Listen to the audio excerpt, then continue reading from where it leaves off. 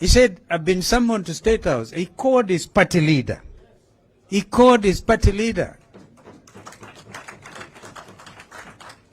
And I think that's the way to do it because of the urgency of the matter. And his committee was in Parliament. He just had the decency to call me. And I straight away said, please go. Because as Jeremiah said, if there are issues to do with your own constituency, you should feel free to do something. But then there's, take that against the negative, the opposite situation of a conspiracy to defraud democracy. A conspiracy to defraud democracy. Last night I was watching CNN, and a gentleman who is German has written a book, Ndugu, which I think we should look for and read. And Adams, please, I want to challenge you to look at that book and make a critique of it. The title of the book is Democratic Capitalism by one Wolf.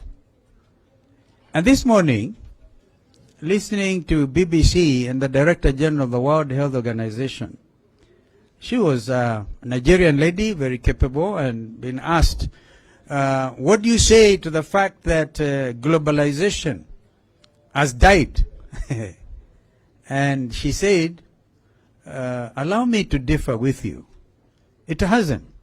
Of course, we are seeing it, like in the case of Europe, nationalism, European nationalism, and in the case of Donald Trump's America that time, America first, and but NAFTA arrangements, which is Mexico, America, and I think Brazil, or is it Brazil, the NAFTA arrangements out there, Mexico, America, Canada, thank you, is still in place. And we have in our region, of course, the building blocks towards African unity, the Abuja Declaration, if you remember, if some of you have looked at that, and therefore the fact that we are strengthening regional integration as within East African community, that's why we're seeing the East African national anthem.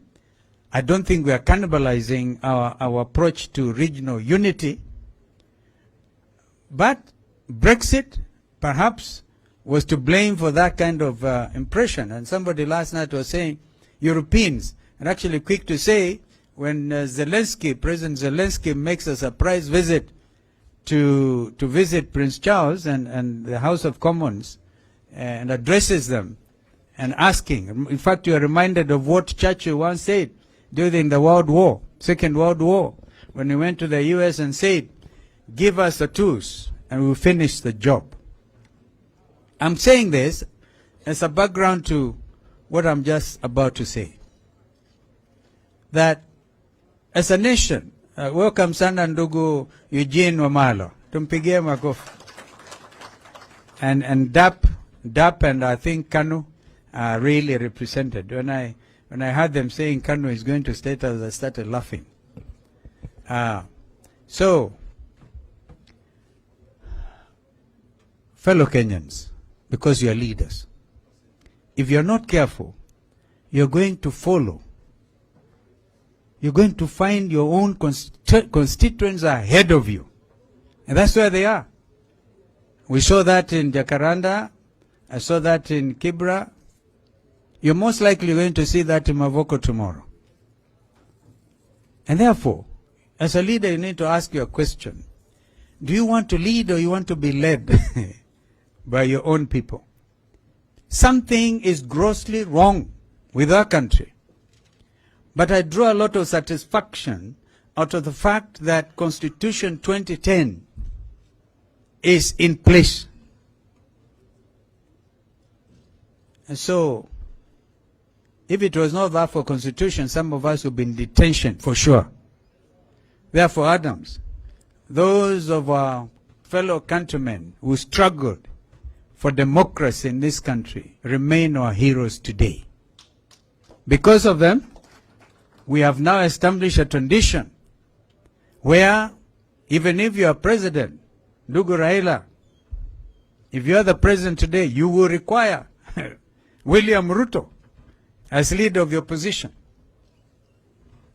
I saw last night during the address of the State of the Nation by President Joe Biden, perhaps the biggest democracy in our Constitution, 2010, is fashioned in a very straight way, very strong way along the American Constitution. He had to go there and plead with the Speaker, who is Republican, after Nancy Pelosi left. You know, the Republicans have gotten the leadership of the Congress. Now, William Ruto and his people did not have to cannibalize our majority. He could still have come and say, let's have a bipartisan approach. Joe Biden was there. This is the country we are in now. You cannot cannibalize democracy in this country. It will not happen. Not under Constitution 2010. Therefore, I just want to encourage us to be very strong and very focused. Very strong and very focused. I heard one day say that even if you are left 50 of you or 2 or 1, I think it's Jeanette who said even if it's 1, you are still the majority. This is the minority. But this is a team. Ladies and gentlemen, I want to encourage all of us tomorrow to toke namna hii, tuende Mavoko, this will be a rally enough. Because as I told you, if you don't do that, if you don't decide in your own mind and your own spirit that you want to be part of the action, please do not blame your constituents when after 4 years or thereabouts, they throw you out. Do you think these people who went to State House today, the ones who went the other day, if there's an election to be called, would they really? Poor Jalango. In fact, I was looking for him. I'm still going to look for Jalango. Because he was here. We must also exercise tolerance. When somebody wants to say sorry, don't throw them out. I see that is a point of departure. I will not withdraw my remarks. I will not withdraw my remarks. But imagine the state of mind poor Jalango is in. Because Kibra now is his hostile ground. You know, you are supposed to enjoy your tour of duty as an MP for your constituency. Let me tell you, I must congratulate our brother Tim Wanyonyi, and I'll tell you why.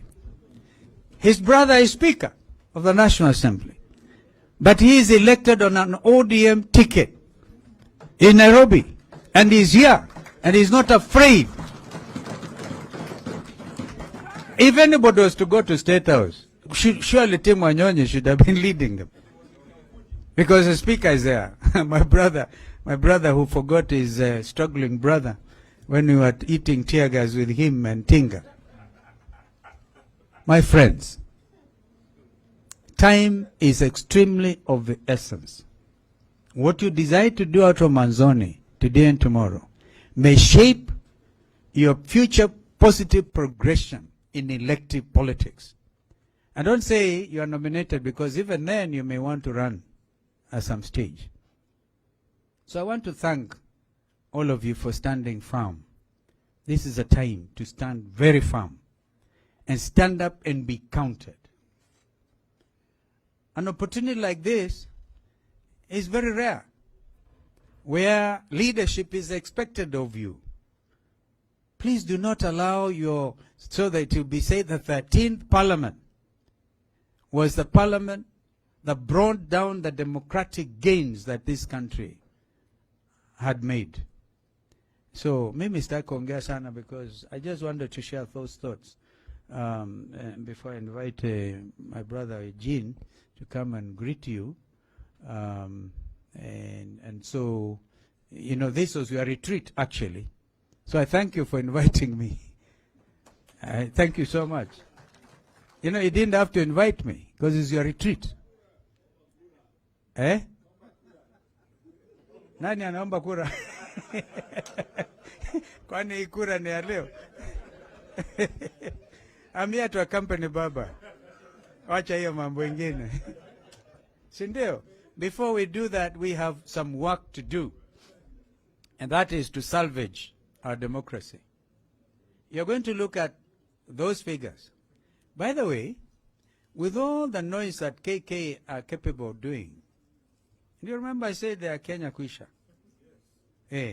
With all the noise they're capable of making, none of them has contravened the findings of the whistleblower, because they're absolutely truthful. I like it, Adams. I like your sense of optimism when you think, even when you said even the compromised judiciary will take judicial notice of the development, the political developments in this country. So be there, be a champion. Be a champion. Let us really make sure this country is safe for the present generation and the generations to come.